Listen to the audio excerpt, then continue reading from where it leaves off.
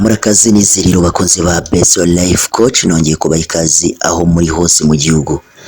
Uyu rero ni wa mwanya tugenda tuganira ku nkuru nyinshi cyane, inkuru nyinshi zigisha ku buzima.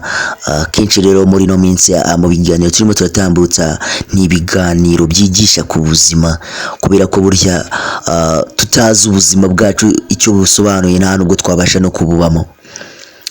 Burya ngo utaza akababaro ngiyo ahuye nako biramugora kukihanganira, ndetse n'umuntu utazi ibyishimo iyo agize amahirwe yo kuba yabona ikintu kimushimisha ushobora no kwishima ukarenza, kandi burya kwishima ukarenza ntabwo ari byiza, ndetse no kuba wajya mu gahinda ukababara ukarenza urugero bishobora kuba byatuma ubura n'ubuzima bwawe.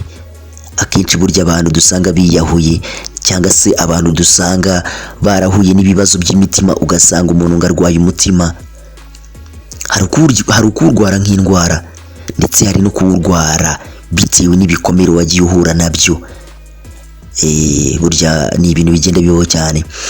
Rero natwe mu isomo ry'ubuzima cyangwa se mu isomo twigisha hano kuri Best Life Coach, twigisha ku buzima cyane, kubera ko nimba tuzi ubuzima bwacu cyari cyo, ariyo mpamvu njya nkunda kuvuga ngo baho nk'uzapfa ejo, kubera ko ntabwo uzi yuko ejo ari ahawe. Ejo ashobora kuhagera utari wowe uriho. Rero nk'uko muri kubibona kuri ino foto, ni ifoto y'umwana wambaye imyenda icikaguritse, amarira ni myose, agakapu mu mugongo, gusa murabona abandi bana bamuri inyuma barimo baramuseka.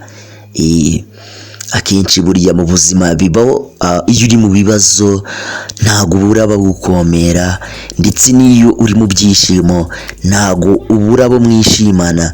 Burya ni ibintu bidashoboka. Akenshi iyo wishimye ntago ushobora kuba wabura abantu baza kugusanganira ngo bagufashe kwishima. Tuvuge ushobora kuba ufite nk'amafaranga ushobora kuba ufite nk'amafaranga, ntago wabura umuntu, ntago wabura abantu baza kuyarya, ahubwo icyo gihe barizana. Umuhanga cyangwa se bamwe mu bantu bajya bavuga ngo shaka inyama n'imbwa zizagira gute. Yes, ubikoze neza, zizizana. Rero nk'ibisanzwe njya nkunda kubivuga kenshi cyane mu magambo njya nkunda gukoresha, njya nkunda kuvuga ngo ejo sahawe. Burya iyo mvuze ngo ejo sahawe, uyu munsi ni wo wawe. Ejo ushobora kuba atari wo wawe, ejo akaba ari wo munsi tuzanagushyinguraho. Ubwo urumva ejo ntabwo ari ahawe. Kora ibyiza mu gihe uhumeka, kuko numara gupfa ntabwo uzaba ukibashije kubikora. Ariyo mpamvu rero tugiye kuba twakibanda no kuri ino foto.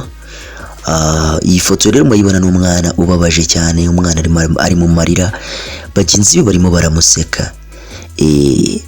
Rero ku isomo ry'umunsi nabateguriye, ejo sahawe, ejo nimba atarahawe, baho nk'umuntu nyine uyu munsi ari wo wa nyuma.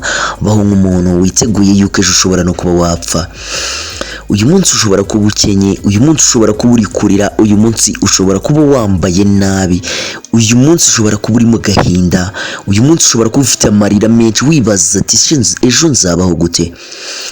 Gusa utekereje yuko hari rurema, utekereje yuko dufite Imana iturebera muri byose dukora, icyo gihe nta nubwo ushobora kujya mu gahinda, nta nubwo ushobora kwicara ngo urire, kubera yuko ibihe birihinduka.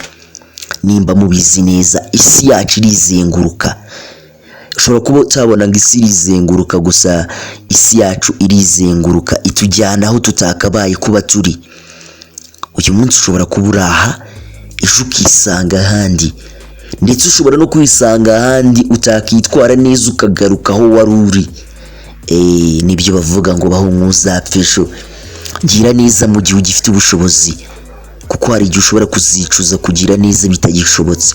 Hari igihe uzicuza umwanya ushobora kuzicuza, hari igihe kizagira ukajya wicuza ba bandi bose wafataga nabi, ba bandi bose wabwiraga nabi, ba bandi bose wasuzuguraga, ukifuza amasegonda 30 ngo basabe imbabazi bitagishobotse.